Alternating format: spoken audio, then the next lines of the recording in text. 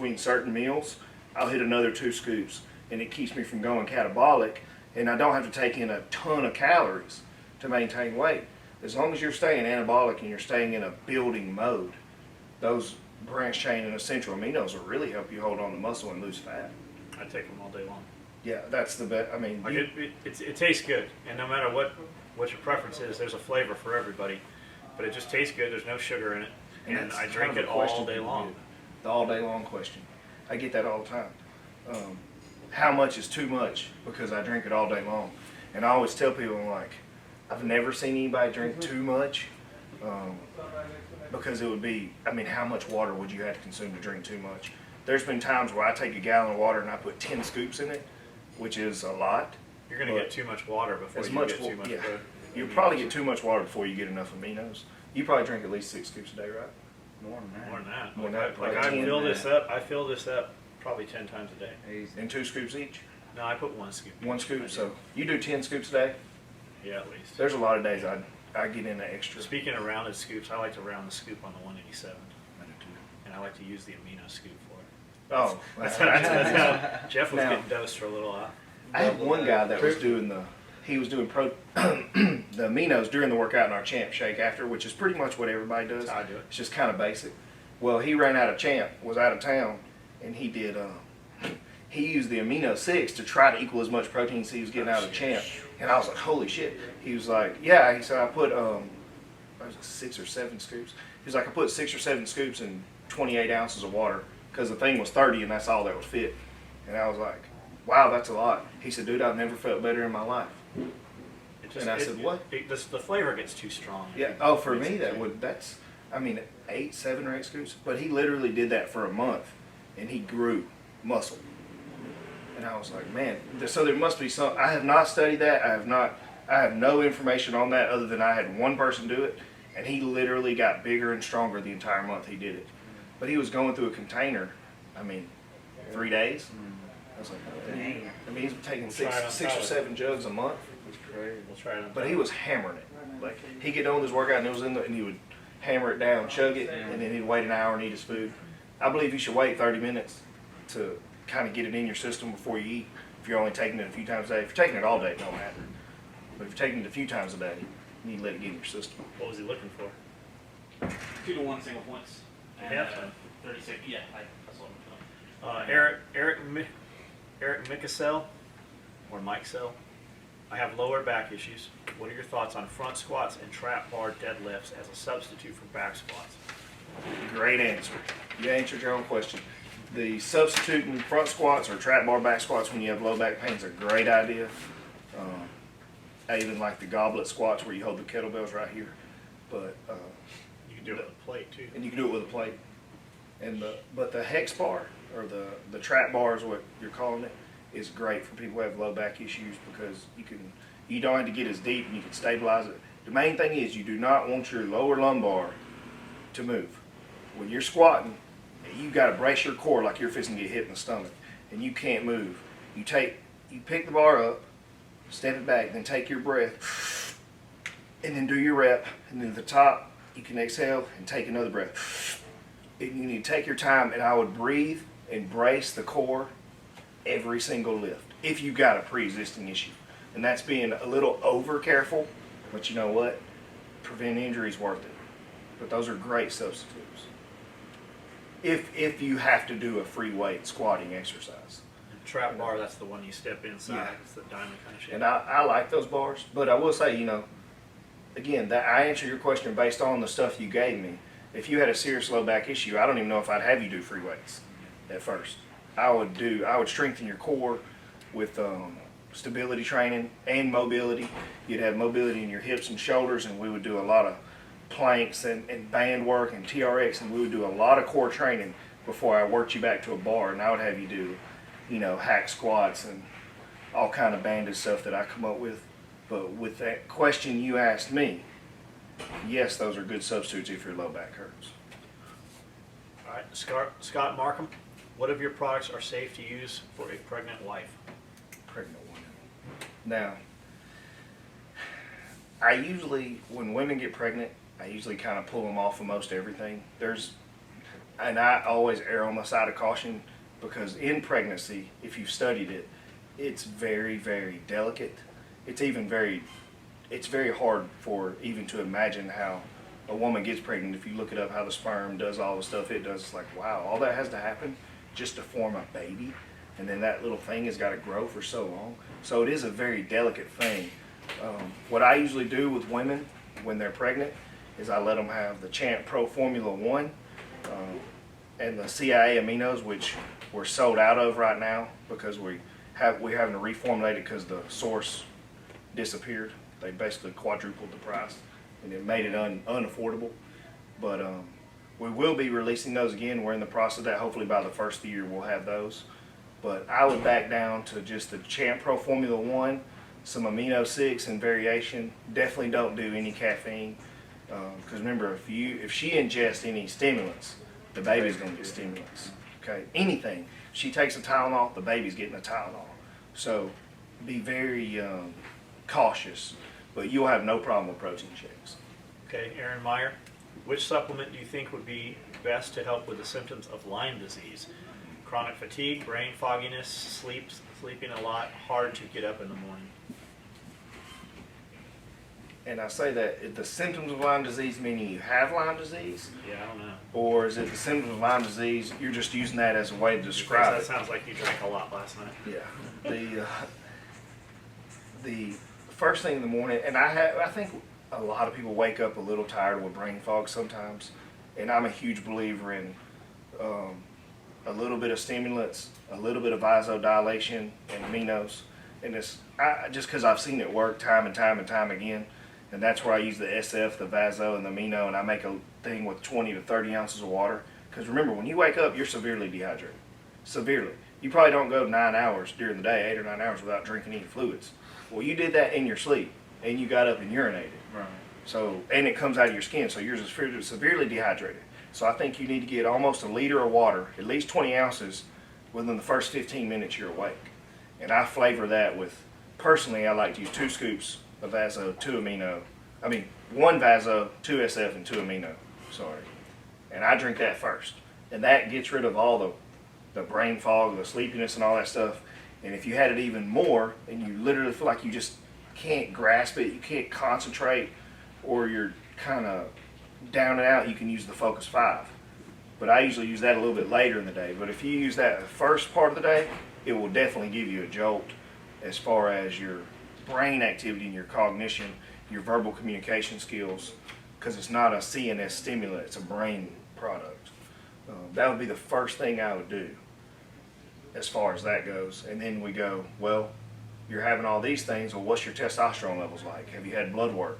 How old are you? What's your activity? How many times a week do you work out? How many times do you cardio?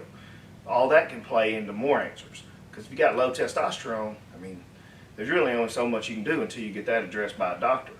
So you could use the PCT11 to help that.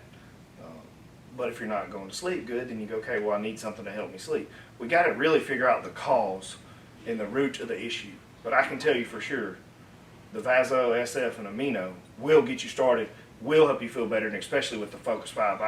I've seen it work time and time and time again, and I personally use it every day. So that would be my first response. And then we would build on that with how do you eat, how do you exercise, and is there some stress involved that we need to worry about cortisol levels? The answer could get very deep. I could probably do an hour on just this answer. So take it for what I said, and then if you have any more stuff, send me a message because I'm going to get all of them on my way home today. Everybody who emails me before I leave.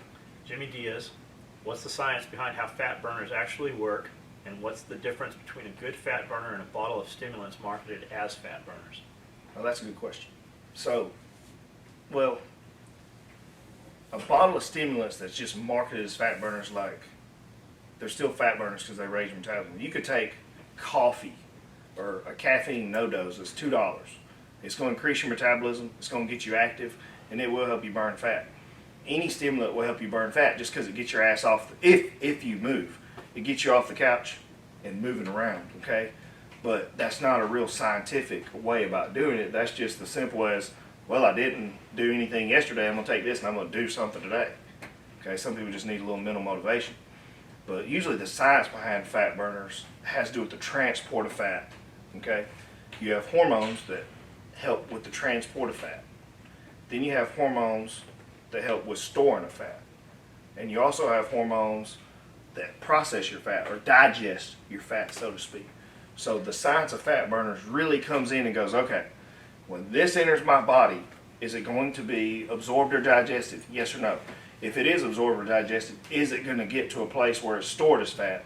Yes or no? Well, if it happens to get through both those and get to the place where it can be stored as fat, is there's going to be a hormone in the body present to make it actually store it as fat. It gets really deep. And that's when we made our product like Lean 8. Okay, with Lean 8, the whole idea with Lean 8 was I wanted to eliminate every mechanism possible to let what you eat store as fat, and what's in your body floating in your bloodstream convert to fat. And that's why it's pretty much worked for everybody, because it just inhibits the enzymes. It doesn't let your body store it. It just turns that part of your body off and you poop it out. Okay. Christian Green, just tell Justin I love him. Christian's a man. Thank you, Christian. I love you too. PD O'Brien, what are some supplements that you use that you do not make? The main supplement I use that I do not make is the prescription fish oil. I know it's prescription, but it's EPA. That's not his question. That's somebody else. Oh, So PD Christian just O'Brien. wanted to tell you what. Yeah. That's all. oh, okay. I got you. Sorry, Christian. I was about to say, he could just ask me. So you asked me what supplements I take that I don't make. Is the fish oil, which is the prescription grade, only because we haven't got that far along in the process yet. And occasionally, I will use a carb powder if I'm in a stage of my routine where I'm trying to get more carbohydrates in, because I'm just so busy. And it can be as simple as Gatorade if I'm just trying to get a little bit of electrolytes and a little bit of carbs. And that may be it. Okay. Alan Dowdy, best way to stack Lean 8 and Hyperlean. The most popular way to stack those is I always tell people start with half a tablet of Hyperlean. As soon as you wake up, half a tablet, and then maybe 4 to 6 hours later, the other half, based on when you're going to sleep. And then the Lean 8, you can just take, 2 capsules every time you eat, so 3 times a day. But you can take as many as you want. You can take 4 capsules. It's not going to hurt you. But 2 will How many work. have you had today?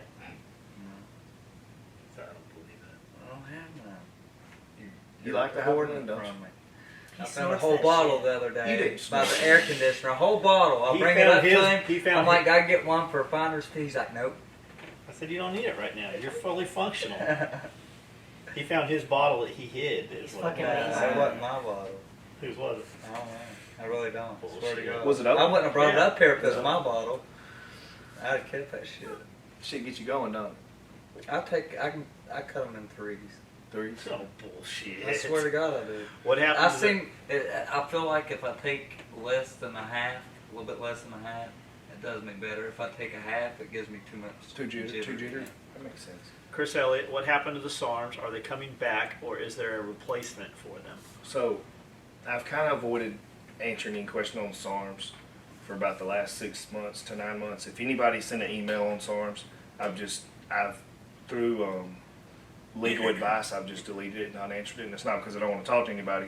It's just because I really didn't have a good answer for you. There was a company out there that was suing or attempting to sue every single person that was producing SARMs. Okay, and they used it as, I think it was unfair advantages in the supplement industry. And if you look it up, I think it was called Nutrition Distribution LLC. I can't remember. Well, there were some bigger companies sued, but I was one of the first 15 that they wrote a letter to and threatened to sue me. They never did sue me, but they told me, if you keep selling this, we're going to sue you and take you to court. And I'm like, well, how's that possible? And it was just unfair for me to sell a product they don't sell, which I really didn't understand to begin with. So I hired a lawyer, and he erred on the side of caution. And he told me, hey, just to be safe, let's just be done with them, and let's just take them off the market, take them off the shelf, just to kind of see where this thing pans out. But the company said everything that is out there that's already been sold to people like John or whoever else buys my product can still be sold and can be resold. It was just me buying more and making more. And I never did make more whatever we had at that time is still what is left. So I discontinued the production of them because honestly, I don't want to do anything that will cause me legal trouble. I don't want to be in a courtroom. I don't want to get sued. And I don't want to do anything that I think is immoral or unethical, which SARMs I don't feel like falls in that category. But when somebody came at me for something I feel like I wasn't doing, I had to step back and go, okay, let's reevaluate this. Let's see how another way we can handle these. And me and John have discussed it, but I'm not going to put the SARMs on my website right now. They won't be available on my site. They may be available via another site soon, depending on what me and John talk about. But when they come available, you need to buy them. And let me tell you why. Because there's only so many. A lot of places are not even making these anymore, okay? Because I've contacted other places since I knew if you look up the lawsuit, you can figure it out yourself, but it's kind of dying out, okay? So if there's SARMs available and there's a lot of capsules and a lot of milligrams per serving, you need to buy them up. Because I know our MK2866 was one of the highest on the market as far as what you get in the bottle. There was 15 milligrams of pill, okay? 15 milligrams of pill and 120 pills per container. That's crazy. Most people are doing like 60 pills for the same price. So just make sure when you look at the product and whatever active ingredient of SARM is actually in there, you're getting your money's worth. Like when we did our LEG, it was 5 milligrams of pill, LGD, and it was 90 pills a container. Most of them on the market were 2 and 3 milligrams. So just when you go to decide to do this and purchase SARMs, and if we decide to put them back up, we'll let you know. But you need to buy them up quick, because they will. Once they're gone, they're gone.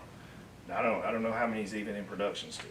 So there's nothing illegal in them. No, if you are in possession of a SARM, you are not doing anything Right. illegal. It's like the old pro hormones. Yeah. It's like, and I think they'll ban them soon because they want to use. There's a lot of good benefits from SARMs. Luckily, I had enough old supply. I take them every day. I take 1 to 2 capsules of SARMs every day, which is a very low dose. But if I was trying to bulk up, I would obviously take more. But I think they're great. Pete Manning, how effective are the supplements for weight loss? I'm not sure if he's talking about yours or not. Maybe he doesn't know you have weight loss supplements. How effective are the supplements for weight loss? Has Justin done some testing on this or not? Okay. Weight loss. Just Um, I guess. Yeah, there's a couple ways I can answer this. Supplements are effective for fat loss, but if you don't exercise and you eat pure crap, they're just not going to work as good. And I tell you this, it's just like anything. Something is better than nothing. If you live the current lifestyles, current diet, current exercise, and you're not taking any products, and then you just start taking products just for the hell of it to hope you lose weight, what's going to do more than nothing? It's going to do more than nothing, but it's not going to do as much as it would if you quit eating sugar and exercise more. Now, how effective are they for weight loss? Well, there's a lot of factors. Like we talked about the fat hormone transports and the fat storage and blood sugar. We have done studies with our products with real blood work that shows if your glucose level raised or your glucose level drops, because if you have crazy blood sugars, it's not going to be a good thing. So yes, there has been studies done. We have done blood work. We have done studies in our controlled environment. Okay. Now we hadn't published any of these studies because you have to fill out a form and do all this stuff just so they can approve your study worth doing. But I basically use our studies to see if the products work, and we do that before we ever come out with it. And I'll spend 6 to 9 months, if not longer, just trying it to make sure it works. Because who wants to invest their life into a product and put their name on it and it be a letdown? You know. Joseph Thacker asks, what's your favorite meal? My favorite meal right now is my last meal of the day, and it's between 8 and 10 ounces of filet mignon or beef tenderloin, and some kind of green or 2 green vegetables, usually smoked green beans, or sometimes I like to do the mixed pack of broccoli and cauliflower, the steam bags. Yeah. I like those because they're plain. I don't like a lot of seasoning on my vegetables. But that's my favorite meal of the day. I've got a guy that I'm paying now to cook my food, and he owns a business called Fit Select Meals, and he's in Gunnersville, Alabama, and he delivers to my gym every Monday. And I usually get 5 to 6 pounds of chicken Then I'll get one whole tenderloin, which ends up being enough to have at least one, 8 to 10 ounce steak every day, 7 days a week. And he'll do my green beans because I'm not really eating carbs right now. Is that raw meat or cooked meat? It's all cooked. He weighs it after it's So you just have to reheat it. Yeah, I just reheat it. And he bought a barbecue restaurant and then upgraded it. And really don't open the restaurant. He just uses the kitchen to prep meals. He said last week he prepped almost 600 clients' food. And I was like, holy crap, that's amazing. We're going to have him start catering down. Dude, he does all, and we only had to get it once a week. And it's good. Like, I've never had chicken stay moist when you reheat it. And it's like he barbecues it, or I say barbecue, but he cooks it on his grills or his pits or his grill smoker combos. And he peels it, debones it, and it kind of comes off like pulled pork. It's like almost like shredded chicken, but he didn't shred it. It's just it's so tender it falls apart. And the tenderloin's the same way. When we get our tenderloin, and that's the most expensive, it's probably a couple $100 for one tenderloin. But that's his cooking fee and everything. High grade meat. You can cut it with a fork. Like Whitney will weigh mine out at night. She cuts off my 8 or 10 ounces, whatever we're doing that day, and she'll just put it there, and I'll take a fork and just pull it apart. I've never seen a tenderloin really do that, except for we went to a couple restaurants in Atlanta that had really high-end steaks, and they gave me like a butter knife with it, and I was like, oh boy, and then it just fell apart. Yeah. And this has been the only guy I've ever found cooking food to be able to replicate that. I've never had food cooked by a meal prep service that was like this. And I'm not saying it because the guy's my friend. He's been a client of mine for 5 years. He just started this business a year ago. I pay for the food just like everybody else. I don't get anything for free. Me telling you this ain't gonna do nothing for me. He's just a good dude. He has a good service, and you won't regret it. Hopefully soon he'll be shipping around the nation. Dude, it is good. And he did sweet potatoes when I was doing carbs, and he cooks them on that big smoker grill he has. And I mean, it's huge, just like the size of this couch. But dude, he peels it for you and everything. Like, I hate it's like you have to take the peel off and do all that to it. He would put them in containers for me, and it would be like 5 in each container, and I'd just weigh out however much I wanted. And it had that smoky grilled taste in the sweet potato. No seasoning, no butter, no nothing. It was incredible. So That's cool. That's my favorite meal. Joseph Thacker also asked, how many days a week are you weight training? Right now, I've really tried to get back serious, and I'm probably going a good 4 days, sometimes 5. I travel every weekend right now to judge bodybuilding shows. I don't know if anybody's into bodybuilding, but there's something called an organization called the NPC, stands for National Physique Committee, and I won Mr. Alabama in 2007. But also that year I judged shows, and you have to pass tests. It's called test judging, and I passed and became a judge that year. So starting the next year, I started traveling and judging shows in different states, but I mainly judge every show in the state of Alabama. Or if I don't, I won't judge one of the shows, but I'll judge all the others. And if I'm not judging, I help backstage because it's a lot that goes on at a competition to make sure everything flows. But that's the reason that I don't get to work out on Saturday and Sunday usually, because we're at competitions or we're traveling. So minimum I get in 4 days a week. I'd really like to get in 6. But right now I'm getting in 4 to 5 days. Okay. Pierre Joseph Kamal, any news on the sweet potato powder? No. And Yes and no. It's Joseph. I just leave it at that. Go ahead. This one product has turned into be terrible. Like, I can't get it to taste like I want. I've had one sample come out good from a batch that place closed. So the samples of sweet potato powder I'm getting are kind of similar to what's on the market now, and I don't like it. It's just not good. I'm not going to come to y'all with something half-assed, because I put my quality stamp on it. It's just what we've been able to do so far has not been deserving. It's just not quality as far as the sweet potato powder goes. And I think there needs to be a carb powder on the market. We need to come up with something, and it may be I may do a ratio of sweet potato to rice to oatmeal. I don't know, but right now I'm having a really hard time sourcing good sweet potato. Okay, Taylor Beckstrom, best supplements to give your wife after chemotherapy and low blood counts. For sure, protein shakes. That would be the first thing I would add in, because chemotherapy, which I've got a client going through it right now, and he's just feeling terrible. But the chemotherapy, the best thing is you got to get protein